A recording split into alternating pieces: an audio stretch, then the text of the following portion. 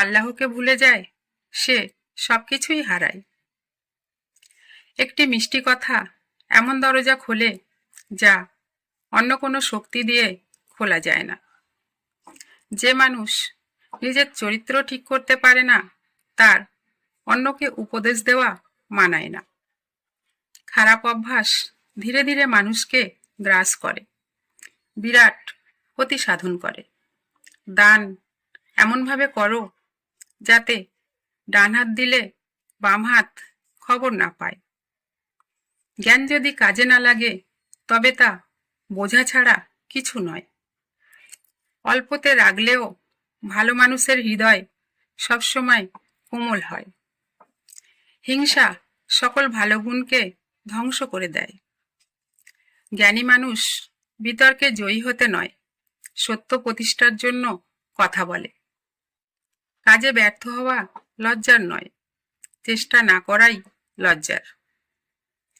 আল্লাহর সন্তুষ্টির জন্য কিছু করলে তা কখনো বৃথা যায় না।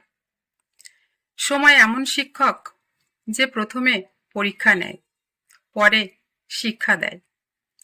হৃদয় ভাঙা পাপের কাজ, আর হৃদয় জোড়া স্বভাব।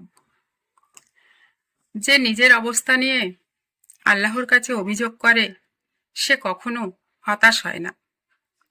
জীবন খুব ছোট, তাতে রাগ, হিংসা, অহংকার রাখার মতো জায়গা নেই।